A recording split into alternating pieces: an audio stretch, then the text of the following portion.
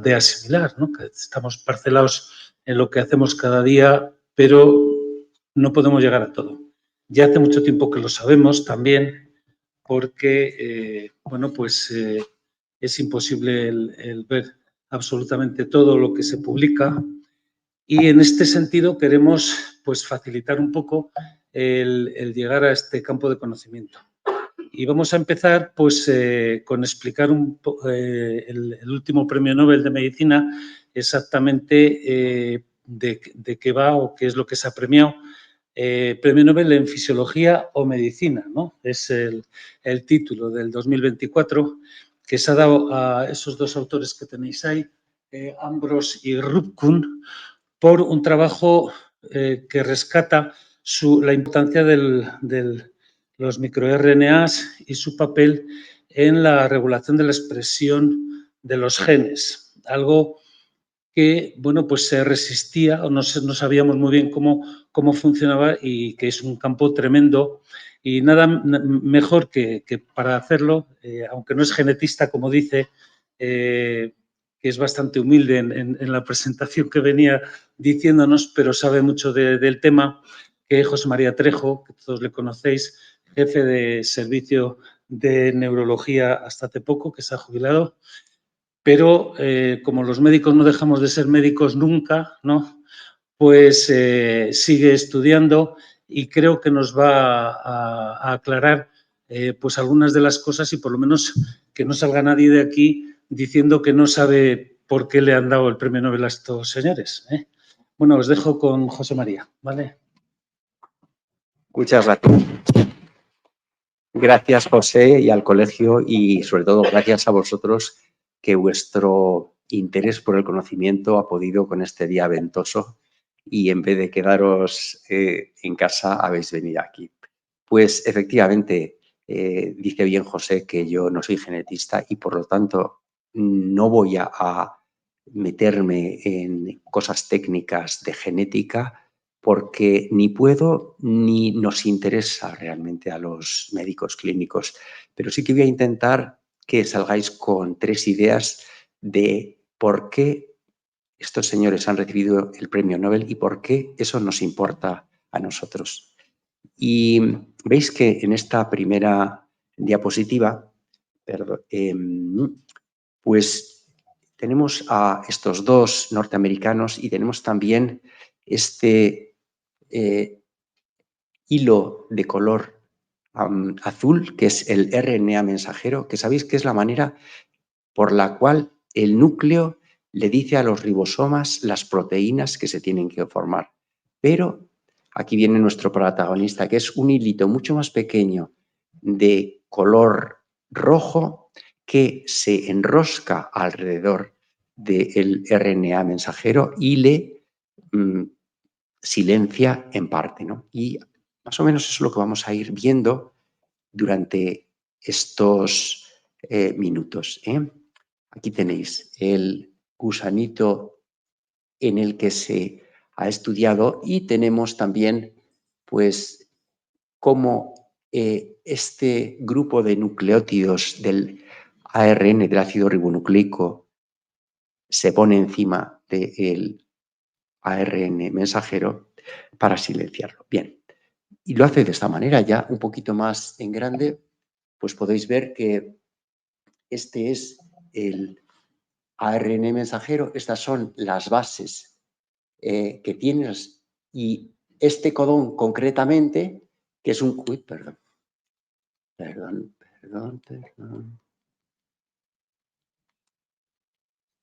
Pues es un codón que iba a codificar para la alanina, que es este aminoácido azul, porque es CG-uracilo, citosina guanina uracilo, pero viene nuestro protagonista, nuestro microRNA, ocupa estos codones, y este aminoácido ya no va a poder depositarse ahí, y por lo tanto la proteína va a ser distinta.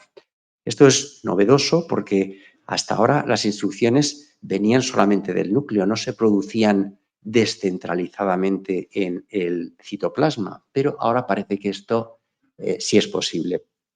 Y gracias a esto se produce una mayor variedad de proteínas de las que el RNA mensajero podía producir. Solamente podía producir una proteína, pero si por una parte se tapan una parte de lectura, por otra, pues en vez de una proteína, pues puede producir varias proteínas. Y eso ha sido una gran ventaja para la evolución de la vida, de manera que ya veremos cómo pues prácticamente todos los animales, desde los gusanos hasta nosotros, utilizan este mecanismo, ¿no? Y por último, vamos a ver este tipo de mecanismo cómo ha permitido fabricar una serie de medicinas que están ya en el mercado y que las tienen pues casi todas las especialidades y cada vez habrá más, ¿no? Bueno, pues esto es lo que sabíamos hasta ahora. Veis que tenemos una célula con su núcleo y en el núcleo están toda la información genética. Se podría formar una persona con el núcleo de una sola célula, pero no sería práctico porque cada tejido necesita expresar una parte específica. No puede ser que las neuronas tengan insulina y que las células del páncreas tengan neurotransmisores. Entonces, ya sabíamos, bueno, lo sabíamos desde que Monod recibió el premio Nobel ya hace mucho tiempo, en el 1965, que hay un control del núcleo de las partes que se van a expresar del DNA. Por ejemplo, en este caso, que es una célula neuronal, no se va a expresar más que la parte correspondiente, pues en este caso puede ser a un neurotransmisor, mientras que en otro tejido será otra parte, no todo el DNA. Y que eso lo hace el núcleo, el DNA lo hace porque emite una proteína y esa proteína activa selectivamente esto, ¿no? Así tenemos los diferentes tejidos. Pero ahora el mecanismo este nuevo lo que ha encontrado es que estos RNAs que habían sido emitidos por el núcleo son modificados ya no en el núcleo, sino periféricamente por los microRNAs y que el mecanismo es un mecanismo inhibitorio de parte o del total. De manera que aquí tenemos, por ejemplo, una célula que podría ser de la sangre, por ejemplo, o de otro lugar, y el RNA mensajero daba lugar a esta proteína y así teníamos esta célula. Bueno, pues llega el microRNA y lo que hace es que se pone encima del RNA mensajero de algunas de las cadenas y además de tener esta proteína tenemos esta otra y eso puede significar, por ejemplo, que tenga la célula una membrana más gruesa. ¿Eso es bueno o malo? Pues depende del ambiente. En determinados ambientes puede ser bueno, en otros puede ser malo. Si es bueno y es mejor que lo que había, sustituirá a las células que no la tenían. Si es malo, se extinguirá silenciosamente, ¿no? Y así es como continuamente la vida está haciendo experimentos y está proponiendo al ambiente nuevas formas que el ambiente dice, ¿me quedo esta solución mejor? O dice, no me sirve, no es mejor que lo que tengo, extínguete. Bien, pues esto lo tenemos gracias, entre otras cosas, al microRNA. Bueno, recordamos que en el dogma genético, pues tenemos que en el núcleo se produce la transcripción y la transcripción consiste en que los codones del ADN, del ácido desoxirribonucleico, son leídos cuando se desdobla la cadena doble, la hélice doble, por un ácido ribonucleico mensajero. ¿Cómo? Pues porque van entrando nucleótidos complementarios a los del ADN y de esa manera pues van situándose encima del ARN y tenemos ya un ARN con unas instrucciones que no son ni más ni menos que lo complementario del ADN. Sale del núcleo por un poro y llega aquí al citoplasma donde se encuentra con el ribosoma y el ribosoma va leyendo este ARN mensajero siempre en la dirección desde el carbono 5 al carbono 3 de la fructosa y cada 3 nucleótidos pues trae un aminoácido específico. Como os decía, en este caso tenemos citosina, guanina, uracilo, pues él ya sabe que lo que tiene que traer el ácido ribonucleico de transferencia pues es una alanina y la pone aquí. Y luego pone otra, y luego pone una serina y de esa manera se va alargando la proteína hasta que pues tenemos la proteína completa. Pero, ¿qué es lo que hace en este caso el ácido ribonucleico, el microRNA? Bueno, pues lo que os decía, viene aquí y se pone encima de este triplete y cuando llega el ácido ribonucleico de transferencia con su aminoácido B, que no lo puede poner, la proteína que resulte será distinta. No tendrá alanina y no tendrá, pues a lo mejor, unos cuantos aminoácidos más o incluso no se expresará en absoluto si es un tramo largo o un tramo crítico, ¿no? Y esto es así como funciona, pero esto se llegó a través de una serie de experimentos que hicieron estos dos autores, ¿no? Ellos estudiaron el Stelkaneorbidis elegans, que es un gusano de menos de 1 milímetro, pero que pues tiene muchos tejidos comunes con nosotros, nervioso, tiene digestivo, muscular y de hecho el 40% de sus genes los tenemos nosotros también. Y como se reproduce muy rápidamente, pues es muy práctico y han pasado la mayoría de los genetistas de la mosca de la fruta a este gusanito. Bueno, pues ellos estudiaron y clonaron con los medios que había entonces, que ahora son mucho más sencillos, 2 genes, el LIN4 y el LIN14, que eran un poco especiales. ¿En qué sentido? Pues en el sentido de que eran importantes para el gusano porque cuando mutaban el gusano se malformaba. Luego eran unos genes que no eran silentes. Pero es que además uno de ellos no producía proteínas, que es lo que hacen normalmente, cómo se expresan los genes. El otro sí tenía una proteína que era la 14, mientras que el 4 no.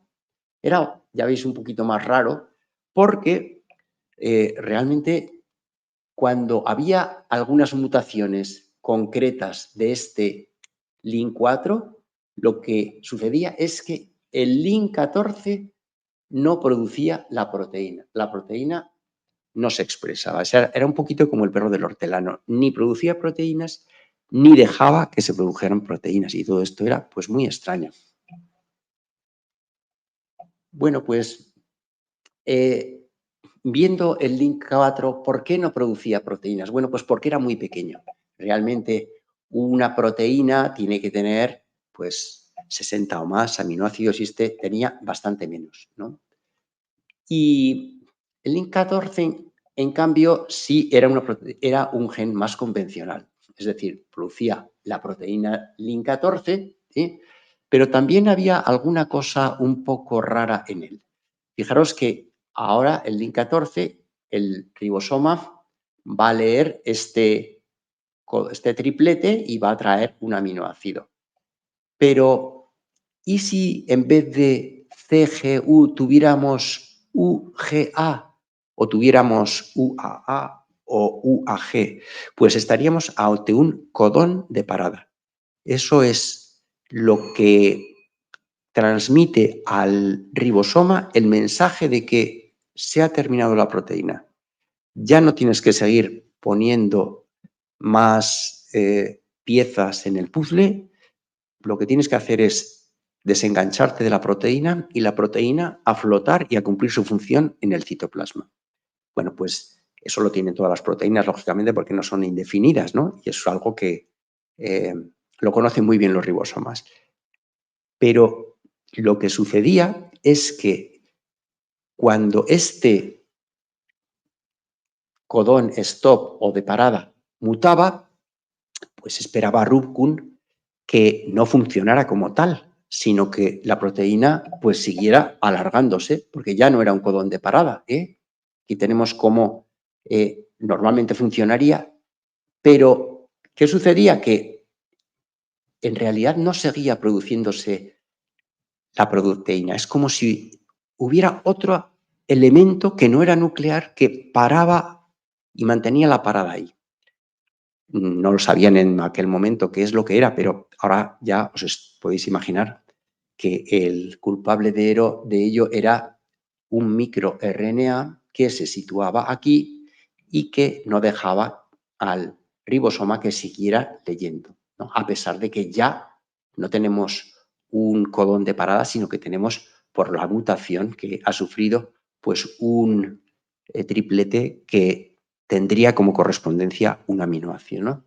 Bien, pero todo aquello en aquellos momentos no se sabía. Y lo que sí que se comprobó también es lo que os había dicho, que es que cuando había determinadas mutaciones del LIN4, toda la proteína no se producía. Y claro, os estaréis imaginando que esto y esto tendrán alguna relación. Tienen tanta relación que son lo mismo. ¿Y ellos cómo lo averiguaron? Pues se llamándose por teléfono. De hecho, está registrado el día y la hora a la que se llamaron por teléfono. Y entonces le dice Rubkun, oye, mira, Ambros, que estoy un poco enfadado porque resulta que tu LIN4, que es un gen canijo, pues no solamente no produce proteínas, sino que inhibe la producción de proteínas de mi LIN14, que es un gen hermoso y que, en fin, que trabaja como debe trabajar un gen, produciendo sus proteínas. Total que dicen, pues, no tienes razón, pero oye, no le llames canijo, es pequeño, vamos a llamarle mejor microRNA, ¿no? Bueno, pues así quedaron y pues se comunicaron cuáles eran las secuencias de nucleótidos. Y anda, qué casualidad.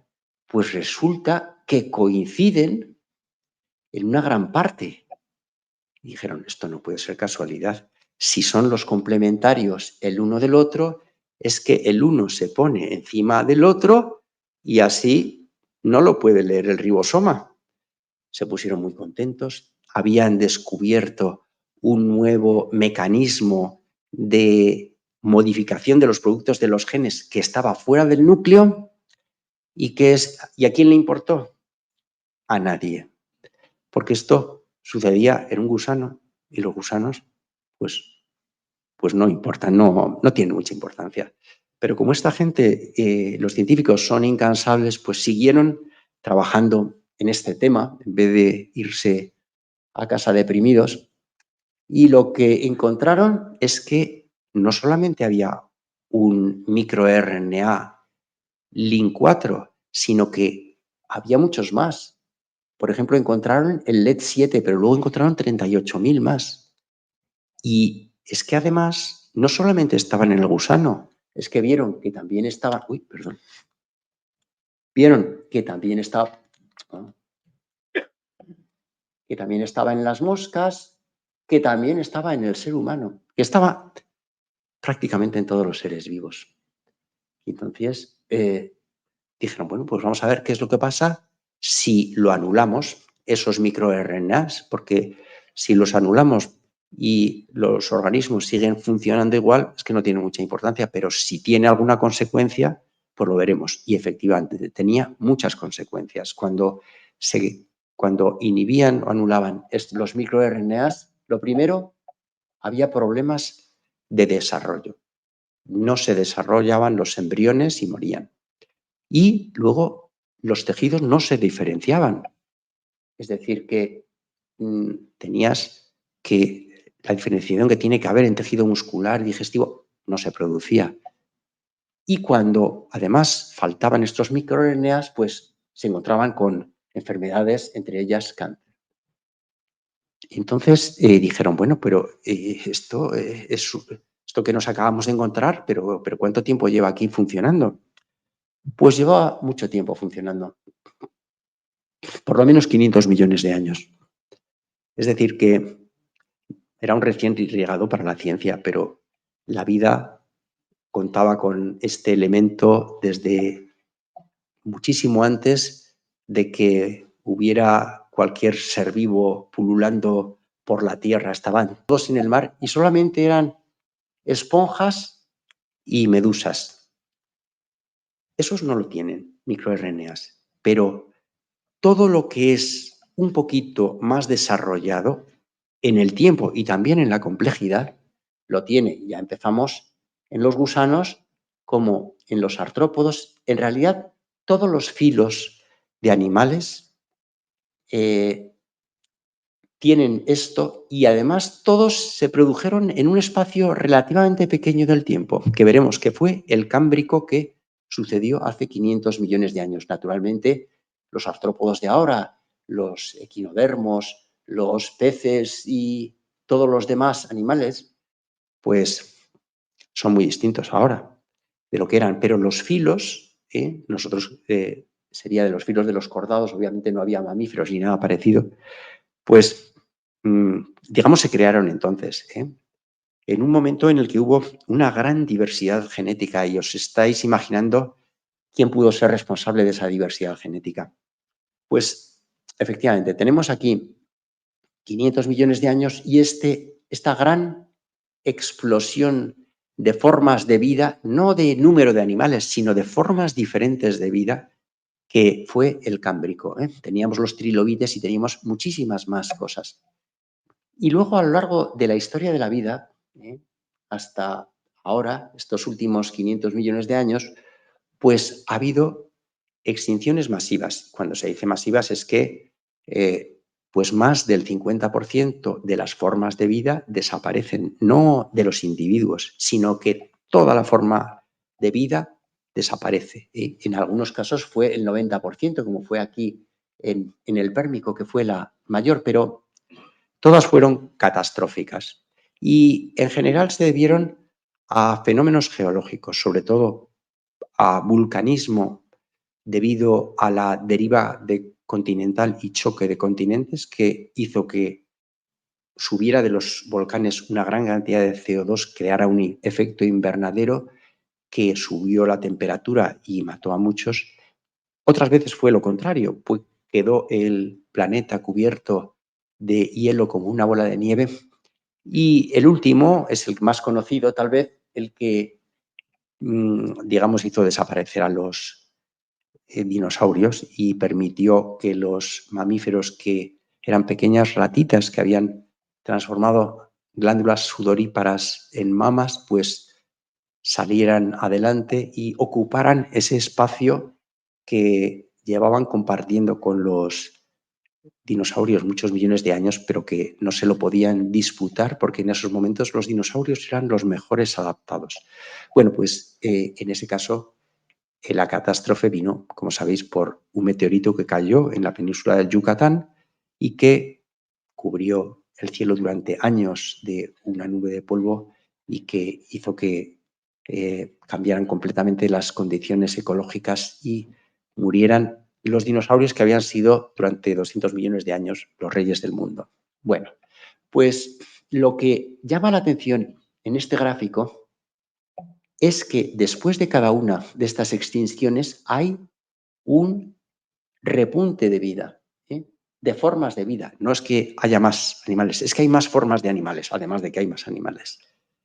Y esto probablemente a ello contribuye el RNA, que es como una herramienta, como una multiherramienta, porque como os he dicho, y no sé si os lo he dicho, pero es así, cada molécula de microRNA puede ponerse encima de muchos RNAs mensajeros, de manera que puede cambiar muchas proteínas. Entonces, claro, da lugar a muchos experimentos, porque normalmente tenemos que un RNA, una proteína. No, aquí un microRNA puede modificar este RNA mensajero y esta proteína y también el otro y también el otro, de manera que se producen muchos experimentos y pues esos experimentos llegan al ambiente y se encuentran con que, anda, si esto está libre porque se han extinguido todos los demás, lo vamos a ocupar. O lo contrario, son experimentos fallidos y silenciosamente se extinguen. Bien, bueno, pues estaréis pensando que dado que ha habido 5 extinciones, que cuándo toca la sexta y si va a haber una sexta, ¿no? Pero se habla un poco de este tema, ¿no? Pues esto tal vez habéis leído en el periódico recientemente algunas noticias que se basan en un artículo de Nature Geoscience, que es una revista pues, del grupo Nature, tiene un factor de impacto de 15, es decir, algo bastante serio y que dice algunas cosas que también se habían dicho previamente, pero ya con bastantes datos. Y es que, lo primero, estamos en un momento ideal para los mamíferos, porque nuestra temperatura está muy acorde con la temperatura actual y se mantiene, pues en parte debido a que los continentes están rodeados por mar, que hay unas corrientes marinas que están equilibrando la temperatura y que de esa manera los mamíferos actualmente y el ser humano entre ellos ocupan pues todo lo que está en verde, que es el 90% de, digamos, del planeta es habitable, salvo algunos desiertos y algunos los cascos polares, ¿no? Tenemos además una cantidad moderada para nosotros de dióxido de carbono, ¿no? Aunque está cambiando. Pero esto no ha sido siempre así. Ha habido condiciones muy distintas. Por ejemplo, si nos vamos a hace 250 millones de años, en ese momento la Tierra se reunió en un solo continente y eso fue la deriva continental, que es son como unas cintas rodantes que van moviendo los continentes, a veces separándolos y a veces juntándolos, y cada 500 millones de años se juntan todos. Bueno, pues en este caso, que estaban juntos todos, salvo el mar de Tetis, que estaba aquí y luego daría origen al Mediterráneo, pues el clima era muy continental y eso significaba que había una temperatura extrema en el interior y muy lluviosa en el exterior y realmente pues hubo una de las extinciones que os he comentado y bueno, pues hubo la suerte de que no se extinguió todavía también porque el sol calentaba menos, aunque subió mucho el anhídrido carbónico y hubo un efecto invernadero con un aumento grande de la temperatura, pues digamos que la temperatura era mayor que la actual, pero no extrema. Pero esto que sucedió está previsto que vuelva a suceder, porque los continentes ya sabéis que se mueven a la velocidad a la que crece una uña.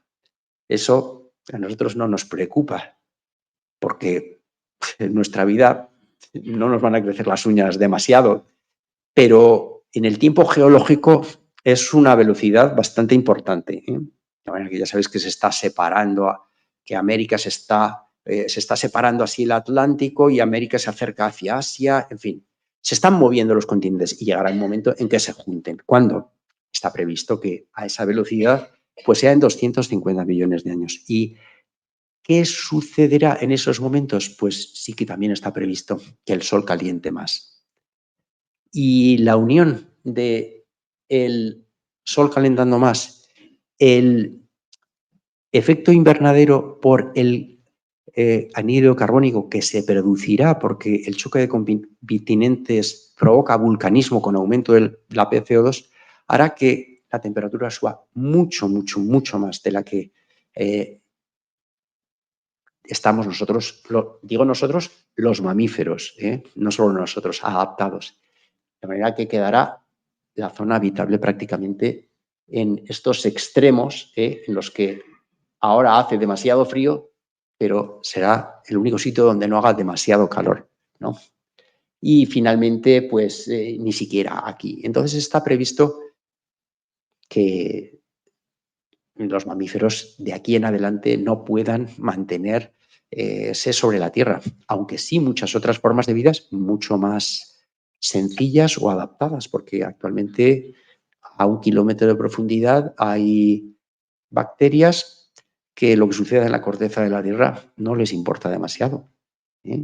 Incluso si mañana tira alguien una bomba nuclear, pues no se van a enterar. Eso lo que nos extinguirá será a los humanos, pero al resto de la vida no les va a afectar.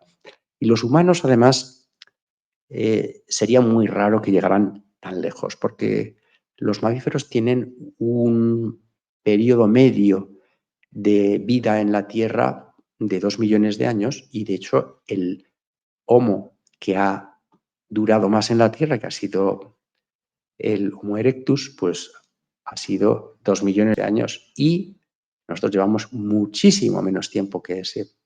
Y todos los demás miembros de la familia Homo han durado bastante menos. Bien. ¿Y qué pasará después de los 250 millones de años? Que queden, pues, algunos seres que no sabemos realmente. Pues que todavía subirá más la temperatura, de manera que se piensa que en 2200 millones de años, pues habrá subido tanto la temperatura que ya será impracticable incluso para formas más sencillas y básicas de vida. Y que al llegar a los 5.500 millones de años, que es más del tiempo que lleva la vida, que lleva solamente 4.500 millones de años, pues el Sol sea una gigante roja que se coma a la Tierra por su expansión, o bien que la chicharre absolutamente. Pero bueno, lo que sí que se ve aquí es que la única variable que nosotros podemos modificar o controlar un poquito es el CO2 y, por lo tanto, la preocupación que existe actual en el sentido de que no suba en exceso. Pero bueno, esto es un tema un poquito que me he ido del tema principal, que es el ácido ribonucleico, al que voy a volver, pero voy a seguir con la evolución, porque lo que no sé si sabíais todos es que el ácido ribonucleico fue el origen de la vida, no fue el ADN, el ácido desoxirribonucleico. Ese vino bastante después. ¿Y por qué apareció tan pronto? Porque apareció muy pronto. Pues, pues la vida prácticamente a los 1.000 millones de años, pues ya había formas muy, muy, muy básicas. Bueno, pues porque por entonces ya se sabe que había azúcares como la ribosa, que había también fosfatos y que había incluso, se han encontrado en algunos meteoritos bases pirimidínicas que son pues de lo que se forman las bases nitrogenadas, ya sabéis, la citosina, la adenina, la guanidina, la guanina, el uracilo, la timina. Bien, pues uniendo estos tres elementos por los enlaces 3 y 5 de la ribosa, pues tenemos una cadena en la que hay de esta forma este anillo de ribosas que están unidos por este puente rojo de fosfatos y que tienen estas prolongaciones que son las bases nitrogenadas que se unirán por el enlace hidrógeno y el oxígeno con la base complementaria. De manera que teníamos los elementos para hacer una cosa mucho más sencilla, o tenían mucho más sencilla que la doble hélice del ácido desoxirribonucleico del ADN. Y luego además tiene algunas características este ARN. Uno que la columna de azúcar fosfato, es decir, esta no es tan rígida como la del ADN, y puede, por lo tanto, mutar más fácilmente. El ADN ya veis que además está como blindado, están ocupadas todas las terminaciones y tiene una estructura como armada que dices, esto no lo voy a poder yo separar. Además, Bueno, el motivo por el que esta columna azúcar-fosfato sea distinta es nada más que porque le falta al ADN este grupo hidroxilo y por eso es desoxirribonucleico. Luego tiene otra capacidad y es que muta fácilmente porque la citosina pasa fácilmente por influencias del ambiente a uracilo, que es una base nitrogenada específica del ARN, pero no pasa a timina, que es específica del ADN. Luego, el ADN puede mutar más fácilmente. Es malo en un sentido, pero es bueno para la evolución porque ofrece prototipos para que la evolución progrese. Luego, además, pues la simplicidad, pues es obvio que si nosotros nos preguntaran ¿qué creéis que ha sido primero? O a una niña le dijeran, oye, fabrícame esto o esto, pues ella diría, pues mira, voy a fabricar esto, no, mejor voy a fabricar esto y luego los uniré y haré esto, porque esto parece mucho más complicado de fabricar para empezar, ¿no? Es decir, que es mucho más sencillo.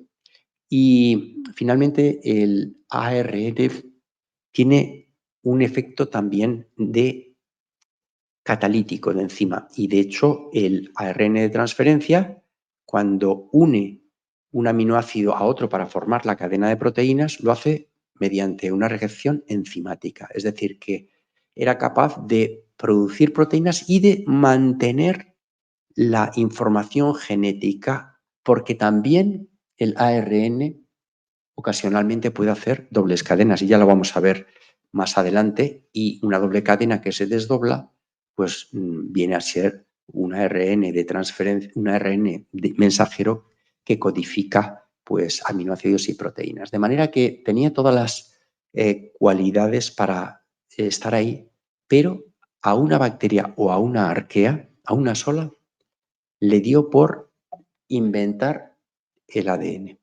Y desde entonces el ARN quedó completamente relagado. Había sido el padre del ADN, gracias al ARN se formó el ADN, pero vieron que ofrecía una estabilidad tan grande y que las proteínas grandes, esas cadenas de ARN, no eran suficientemente estables como para mantenerlas. Y entonces todos se cambiaron a el ADN y desde entonces, salvo algunos virus ARN, pues toda la vida utiliza para transmitir la información tanto a los hijos como al resto del organismo el ADN. Bien, pues lo que voy a pasar ahora es hablar más que de la vida y de la evolución, ya de la medicina. Y esto es un poquito, tal vez agarraros un poquito porque es un poquito más árido y poner un poco de atención, porque voy a hablar de las manipulaciones que hace la medicina de enfermedades genéticas para tratarlas. Y hay varios tipos. Lo primero es la terapia génica introduciendo el ADN por un vector, que la mencionaremos después. La edición de genes, que tanto se ha hablado de ella, el corta y pega, del CRISPR-Cas9. La epigenética, de la que no voy a hablar, pero que incluye pues todo lo que son cambios en el fenotipo sin modificar la serie de bases de los genes. Es decir, que decimos que todo está en los genes relativamente, porque si todo estuviera en los genes, esta planta, que es, que es una Paris japónica, bueno, pues tiene 50 veces más genes que nosotros, más material genético y tiene más cromosomas. Y sin embargo, nosotros tenemos más proteínas y somos más complejos. ¿Gracias a qué?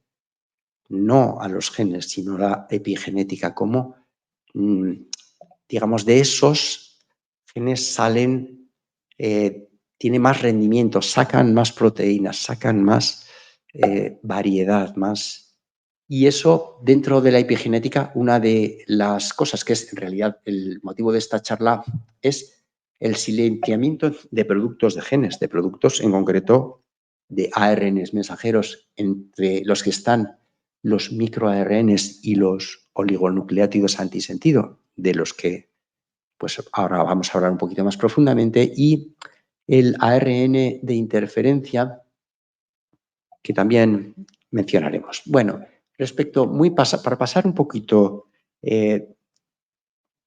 por encima, sí que mencionar la introducción de genes, porque ya hay medicinas disponibles para que utilizan este mecanismo. Es decir, que ya sabéis que para meter un gen en una célula, lo que se utiliza es un vector viral, normalmente un adenovirus o o un lentivirus al que se le ha cambiado su material genético infeccioso y se le ha puesto el gen que se quiere introducir, ¿no? Ese entra en el citoplasma, luego entra en el núcleo y pues el ribosoma lee su RNA mensajero, produce la proteína que queríamos que le falta a esa persona y por eso está enferma. Bien, pues ya tenemos medicinas que están aprobadas por la FDA y medicinas que están utilizando este mecanismo. Pues, por ejemplo, tenemos la atrofia óptica de Leber, tenemos Luxturna, tenemos la famosa terapia oncológica que lleva ya 4 generaciones, que es el CAR-T, que pues lo que aprovecha es los marcadores, la superficie de las células cancerosas que son específicas de ellas para preparar a los linfocitos en el laboratorio para que ataquen a dicho marcador y de esa manera pues el resto de las células no las tocan, lo cual hace que la quimioterapia sea mucho mejor tolerada porque los únicos que son atacados son las células tumorales y las demás las deja, mientras que la quimioterapia pues ataca más a los tumores pero también al resto de las células. Bueno, pues tenemos también en el melanoma Inglik, que es una variante de estimulador, el melanoma metastásico, y en el cáncer de vejiga también, pues un producto que se instila, que intravesicalmente, que es Adstiladrin. Tenemos también en el cáncer nasofaríngeo un producto interesante porque lo que hace es atacar a las células que no tienen el gen P53, que ese es un gen que es inhibidor de los oncógenes y que las células que lo tienen pues son células tumorales. Sin embargo, está solamente aprobado en China por problemas, ¿no? Pero bueno, es allí, desde luego, lo están utilizando, además de otros tratamientos, para este tipo de cánceres. Y luego hay muchas enfermedades, como veis aquí, en las que se está estudiando este tipo de tratamientos, pero que todavía no se ha llegado a probarlas bien por toxicidad, bien por falta de eficacia o porque todavía los ensayos clínicos no han llegado a completarse, ¿no? Pero no solamente se puede introducir ADN, también se puede introducir ARN. Y es lo que hace muy poco hemos estado oyendo continuamente con las vacunas ARN que fabricaron Pfizer y Moderna contra el SARS-CoV-2. En concreto, lo que aprovecha es el RNA mensajero que fabrica solo la proteína del envoltorio del virus, de manera que lo que entra es una proteína, pero no infecciosa, porque no tiene material genético, no tiene ADN ni ARN. El organismo crea defensas contra ella y cuando llega el virus ya con su carga infecciosa, pues está preparado para rechazarlo y para destruirlo. Pero eso también se está probando para una vacuna del virus respiratorio sincitial, para vacunas contra el VIH. Todavía no es una realidad, pero está en ello y para otras enfermedades también. ¿Qué os voy a decir del CRISPR-Cas9, del que se ha hablado tantísimo, ¿no? El corta y pega genético. Digamos que para resumir, En realidad, esto no lo han descubierto los humanos, lo descubrieron las bacterias. Las bacterias utilizan este mecanismo para bloquear el material genético del virus que las infecta. Y vais a ver cómo lo hacen, ¿eh? Porque lo hemos copiado los humanos y por eso pues, recibieron unas científicas un premio Nobel pues bastante recientemente, ¿no? Bueno, pues se compone por una parte de una guía ARN que localiza el lugar donde la enzima Cas9, una endonucleasa, tiene que hacer un corte, ¿eh? Y entonces cuando hace, aquí van juntos, y cuando hace ese corte, se proporciona una plantilla en la que tenemos el material genético que se quiere poner, aquí en azul, y en los lados está flanqueado por por ADN similar a el material que está flanqueando el corte. Entonces, el ADN tiene unos mecanismos de reparación endógenos que hace que el material que queremos que se introduzca entre dentro del genoma y de esa manera pues prácticamente se puede modificar de una forma muy precisa y además casi cualquier gen.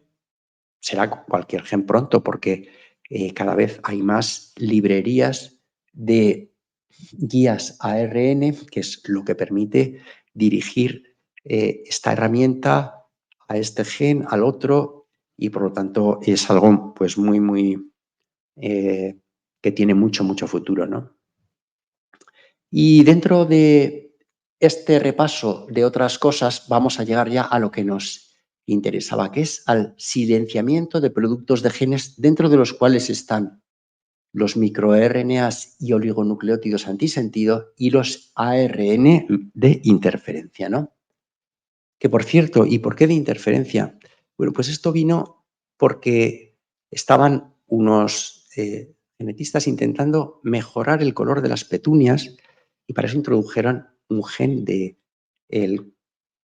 la enzima que da el color a las petunias, pero lo que se encontraron es que en vez de tener más color, tenían menos color. De hecho, esto ya había pasado hace mucho, no sé si os acordáis, a lo mejor habéis oído hablar de cuando hace varios siglos pues hubo una locura en Holanda por unos tulipanes que salían decolorados y que eran muy bonitos y la gente vendía una casa por uno de esos tulipanes que en realidad era una infección viral que actuaba de esa manera. Pero bueno, a lo que vamos. Estos científicos, pues en vez de decir, bueno, es que esto estaba caducado, vamos a cambiar de tema, pues investigaron por qué no habían conseguido dar más color. Y lo que comprobaron es que había habido una interferencia del material genético que habían ellos inyectado con el propio gen que producía la enzima del color. Y bueno, lo llamaron entonces ARN de interferencia. Y ahora vamos a hablar un poquito más de él.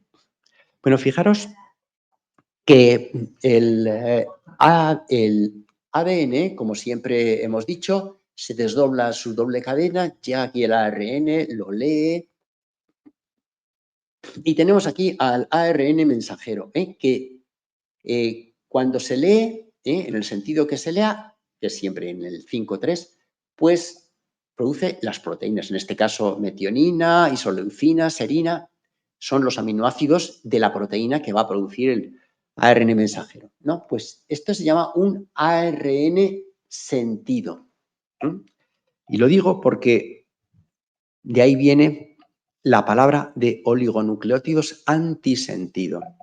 ¿Por qué oligonucleótidos? Porque tienen pocos nucleótidos. Son pocos nucleótidos, ya sabéis que son pues cada uno de los elementos que forman los codones, que puede ser pues el uracilo junto con la ribosa o desoxirribosa, no, el uracilo tendría que ser ribosa, y el fosfato, pues eso sería uno de los nucleótidos. Bueno, pues son oligo porque hay pocos, pero sobre todo antisentido porque son complementarios a el ARN mensajero. Es decir, que cuando se ponen aquí, lo bloquean. El uracilo con la adenina la citosina, la guanina.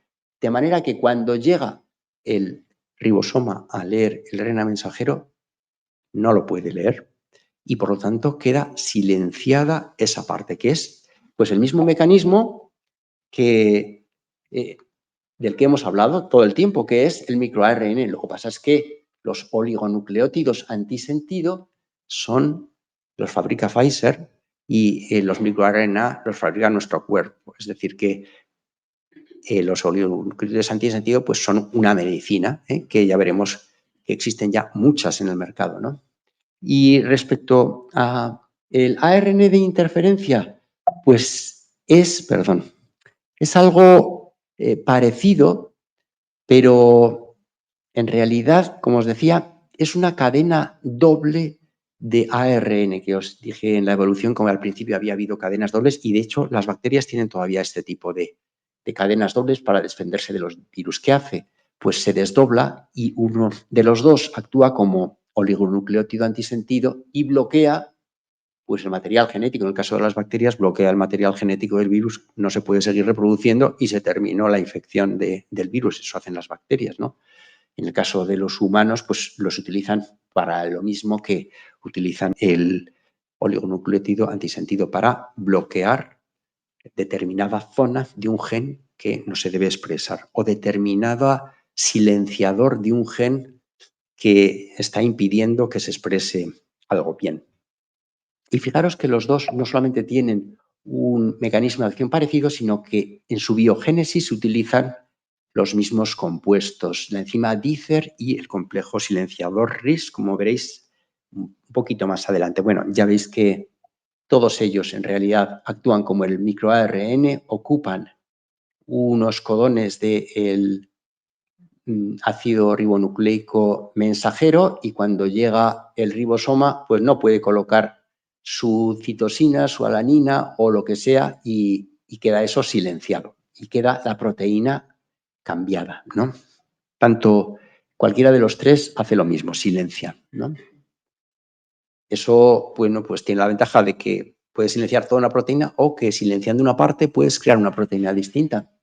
Pero son un poquito distintos el ARN de interferencia y el ARN microARN. Uno ya os lo he dicho y es que el de interferencia es bicatenario mientras que el microARN es monocatenario. Otra diferencia es que el de interferencia está pensado sobre todo para, lo que hace es actuar sobre un ARN mensajero específico, mientras que el microARN puede actuar, como os dije, sobre muchos ARN mensajeros, lo cual pues, le da mucha más flexibilidad. Es un poco multiherramienta, ¿no? Otro, que la función primaria del ARN de interferencia es la defensa contra los virus y ocasionalmente también regula la expresión de genes, mientras que el microRNA siempre es el regular la expresión de genes. Y el premio Nobel se lo dieron al de interferencia en el 2006 y este año se lo han dado al de microRNA. Pero ambos, como os dije, son producidos por estas enzimas y eso se puede ver en esta imagen. Ya veis aquí el de interferencia con su doble cadena es cortado en los trocitos, los oligómeros que luego van a ser, digamos, funcionales y esto también pasa con el microRNA. Es cortado por la enzima Dicer en ellos. De hecho, la enzima Dicer ahora se está estudiando muchísimo por la importancia que tiene. Bien, estos trocitos entran en el complejo silenciador, que es el RISC, y cuando entra la molécula de ARN mensajero en el RISC, pues o bien es degradada o bien queda tapada por el trocito ese de microRNA y esta parte pues no va a poder ser leída y va a quedar silenciada, ¿no? Y vamos a comentar ahora los oligonucleótidos antisentido, porque yo creo que es una palabra que se oye mucho y es que cada vez se va a oír más, porque cada vez hay más medicinas que son esto, ¿no? Y ya veis que en la salud hay una un equilibrio entre proteínas normales en verde con su ARN mensajero en verde y en las patológicas en rojo con su ARN mensajero. Y de hecho, a veces hay un punto crítico en el que, por ejemplo, en la enfermedad de Huntington, el Corea de Huntington, hay una serie de repeticiones CAG, citosina, adenina, guanina. Si eso codifica el ácido glutámico, glutamina. Si tienes más de 40 de esas repeticiones, desarrollas una enfermedad de Huntington con todas sus manifestaciones. Si tienes menos, estás como cualquiera de nosotros, no estás enfermo. ¿Por qué? Pues porque la poliglutamina es tóxica para las neuronas a partir de un umbral, ¿no? Entonces, lo que se trata, aunque este tratamiento todavía no ha sido aplicado en la enfermedad de Huntington, lo que se trata es de intentar que las proteínas tóxicas, pues disminuirlas de manera que no lleguen al umbral en la que cambien el fenotipo hacia fenotipo enfermo, se mantengan por debajo de ese umbral y la persona esté clínicamente sana. Bueno, pues aquí veis que si hay una influencia patogénica, como puede ser hereditaria o de otro tipo, pues aumenta el ARN mensajero patológico y las proteínas rojas, que son las malas, tóxicas, aumentan, ¿no? Y se manifiesta la enfermedad.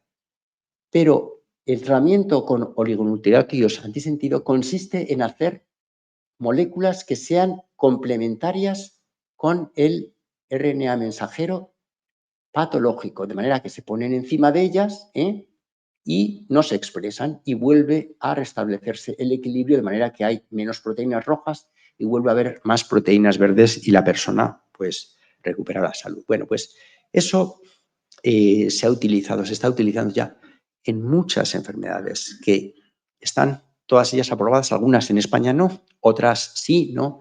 Y pues fijaros, por ejemplo, en la enfermedad de Duchenne, pues tenemos muchas, el eteplirsen, que restaura la distrofina, que es una proteína que falta, y lo hace alterando el empalme, el splicing, el empalme de exones afectados, pero hay también otras que están aprobadas, aunque no estén todas en España todavía. En la atrofia muscular espinal, que es como una especie de ELA, pero digamos como más lenta y hereditaria, ahí hay un gen que se llama el SMN1, que es el Survival Motor Neuron 1, que no funciona, ¿no? Y luego hay uno que es el 2. Pues digamos que lo que hace este tratamiento, que es el nusinersen, es aumentar el producto del gen SMN2, y eso es algo que lo llevamos haciendo los neurólogos pues desde hace varios años. Se pone por punción lumbar y el inconveniente, como casi todos estos tratamientos, es que cada ampollita cuesta 10.000 euros. En la ELA este año ha aparecido un tratamiento para algunos tipos que son las variedades, que no son las más frecuentes, de ELA debido a mutación de la superóxido dismutasa 1, que está ahí, y es el tofersen. Son tratamientos que no son curativos al 100%, porque claro, lo ideal es ir al gen y cambiarlo y no al producto del gen, ¿no? Y tenemos también en muchas otras áreas. Tenemos en la hipercolesterolemia con afectación vascular, en concreto el mipomersen se cayó por toxicidad. También utilizamos los neurólogos desde hace años para tratar la neuropatía por amiloide, o sea, amiloidótica, cuando la amiloidosis es por mutación de la transtirretina. Pues estas medicinas que veis aquí, no todas, algunas no están todavía en España, y desde hace pues un año también lo utilizan los cardiólogos porque se ha probado también para la miocardiopatía amiloidótica cuando el caso es por transtirretina. El Fomivirsen para la retinitis por citomegalovirus fue el primer fármaco de este tipo que se aprobó, y luego yo creo que de los más utilizados son los que se inyectan intravítreamente para la degeneración macular húmeda. La seca no se trataba, pero ahora ya parece que hay tratamientos aprobados también para la degeneración macular seca, que es algo que desgraciadamente es tan frecuente. Y bueno, hay otras enfermedades también que un poquito menos frecuente, que tienen sus fármacos. Este último, por ejemplo, es de este año también, pero son enfermedades pues menos frecuentes, ¿no? Y luego hay muchas otras en las que hay fármacos que están en ensayos clínicos y que algunos pues llegarán al mercado y otros se quedarán por el camino. Y bueno, pues veis aquí todos estos, algunas enfermedades pues de diferentes órganos del organismo, ¿no? Algunas enfermedades incluso son porque los microRNAs mutan, aunque esto es algo bastante reciente, ya se está encontrando, por ejemplo, cuando la DICER1, esa enzima que cortaba los microRNAs y también el ARN de interferencia, pues está mutada, pues como esto es un mecanismo silenciador, si no silencias los oncogenes, ¿qué tienes? Pues cáncer. Y cáncer precoz y de diferentes lugares, cánceres pues desde riñón, ovarios, en fin, de muchos tipos, ¿no? Algunas mutaciones específicas tienen enfermedades específicas como pérdida auditiva, otras veces sobre el esqueleto o incluso sobre el iris. E incluso ha llegado, por último, a utilizarse los microRNAs para diagnóstico. Habréis leído a lo mejor en la prensa que ahora se puede diagnosticar la ELA por un análisis de sangre. No es que haya llegado todavía esto a España, pero es algo pues bastante novedoso y es debido a que si se encuentran 8 microRNAs concretos en la persona, son microRNAs que han pasado del sistema nervioso central a la sangre, pues se puede diagnosticar, al parecer, con bastante precocidad y bastante seguridad o una ELA, lo cual pues es bueno, aunque lo mejor sería tener un tratamiento. Bueno, ya hemos dicho el tofersen, que también es un avance. También se puede detectar miocarditis y resistencia a algunos quimioterápicos en los cánceres. Y ya termino con estas diapositiva en la que quiero que es lo que os llevéis a casa, que en definitiva es que el microRNA es un RNA pequeñito, es este hilo rojo que le da un abrazo del silencio al RNA mensajero, poniéndose encima de él e impidiendo que el ribosoma, lea el codón correspondiente a diferentes aminoácidos y que eso hace que las proteínas o no se expresen o que sean distintas, porque solamente una parte de ellas se lee, ¿no? Esa capacidad de producir distintas proteínas ha sido muy importante en la evolución de la vida y la evolución hacia una vida más compleja. De manera que, como os dije, solamente las medusas y las esponjas no lo tienen, y si no lo tienes, o te quedas de medusa o esponja o te extingues. No sigues adelante. Tan importante es así. Bueno, de hecho, hay dos tipos de microRNAs. Hay algunos que son importantes para el desarrollo del embrión, de antes del embrión incluso, de la mórula, etcétera, y que esos son los que están altamente conservados, como dicen los biólogos, es decir, que los tienen los gusanos y los tenemos nosotros. Luego están los específicos de la diferenciación de los tejidos y esos ya son más propios de cada especie, porque claro, no es lo mismo el sistema nervioso central de un humano que el de un gusano. Y finalmente, que esto está dando origen a muchas medicinas que cada vez va a haber más, porque cada año se aprueban más medicinas. Este último año se han aprobado 3, pero otros años se aprueban más todavía. Pero el problema es el precio, que cada vez vamos a tener más medicinas, pero cada vez va a ser más difícil pagarlas. Ya sabéis el problema que hay con oncología y los CAR-T, lo súper caro que es, y hay lugares donde dicen directamente no lo podemos pagar. Entonces tenemos ahí ese problema de cómo abaratar esto para que se extienda a la población. Y muchas gracias por escuchar y por haber estado aquí esta tarde conmigo, acompañándome. Gracias a vosotros.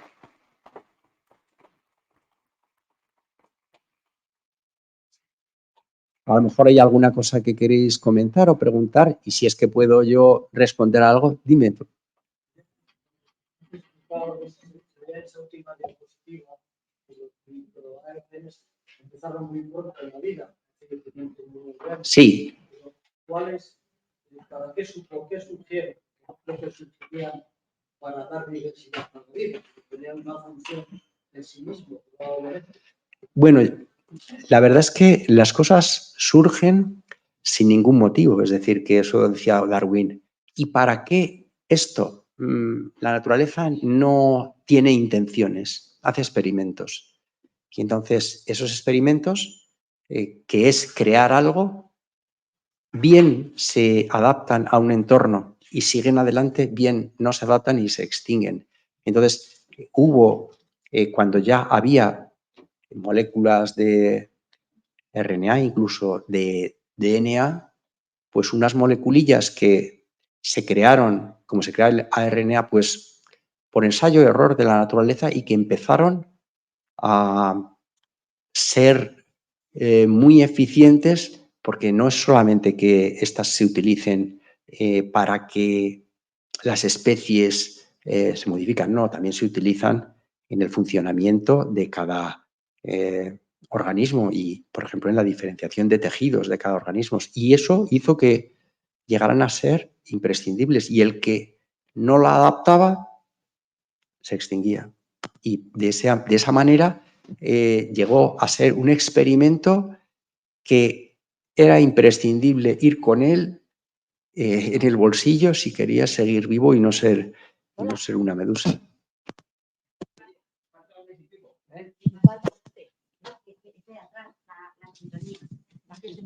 ¿Alguna cosa más queréis comentar? Sí.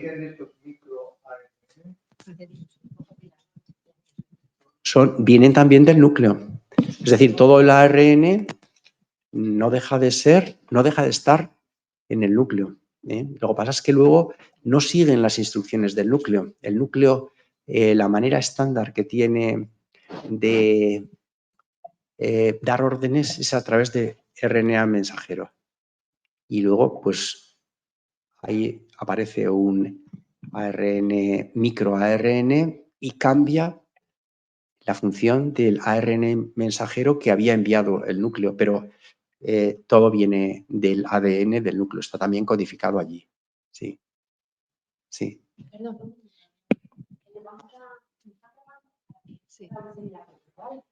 Bueno, no tiene nada que ver con el ARN. Bueno, o sí, según lo has explicado, el cambio climático. La situación actual, todo el mundo comenta, o muchos, que el cambio climático lo influenciamos muchísimo la producción de dióxido de carbono los humanos.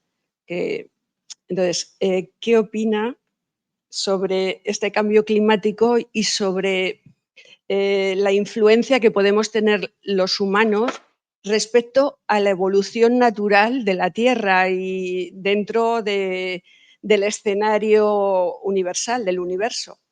Efectivamente. Bueno, pues es verdad que los cambios climáticos se han producido y se producirán, y mucho más extremos de los que vemos nosotros de década a década. El problema con el CO2 es que a veces se habla de él como efecto invernadero desbocado. ¿Y a qué me refiero? O bueno, ¿a qué se refieren los que saben?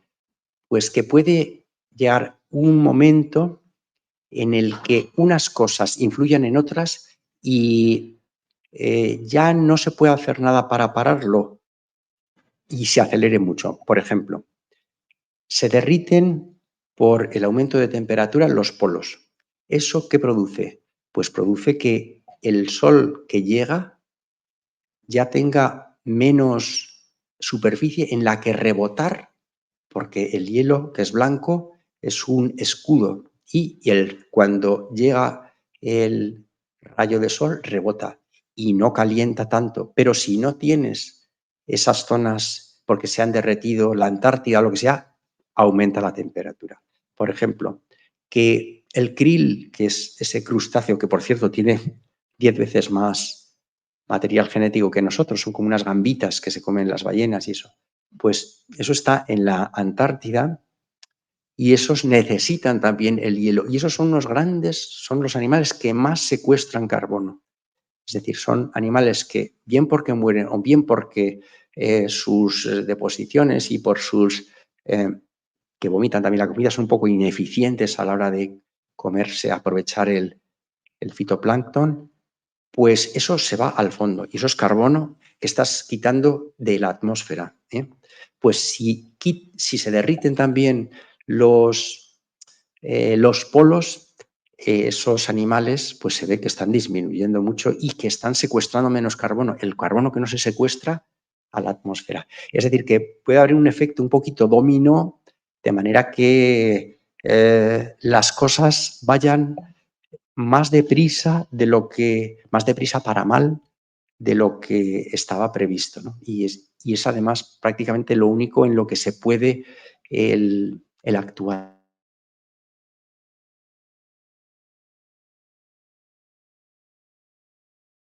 Por cierto que, claro, se piensa que así como el Sol cada vez calienta más, el movimiento de los continentes se debe a que hay un núcleo en la Tierra que está muy caliente, por medio de explosiones nucleares, pero eso también se va agotando.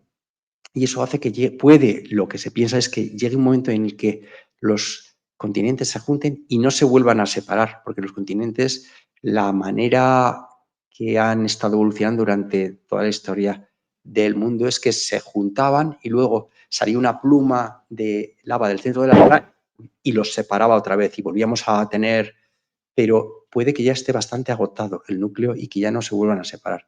Bueno, son cosas que hablan los geólogos, ¿no? Pero yo creo que pensamos que somos, y ahora somos, digamos, los reyes de la creación, pero en la historia de la vida y del mundo, pues muchos piensan que seremos un pequeño accidente del que quedará un estrato pues bastante menor que el que ha quedado el de los trilobites, que a fin de cuentas han vivido cientos de millones de años, menos que los amonites que nos encontramos por ahí, esos fósiles, y que somos más insignificantes de lo que creemos.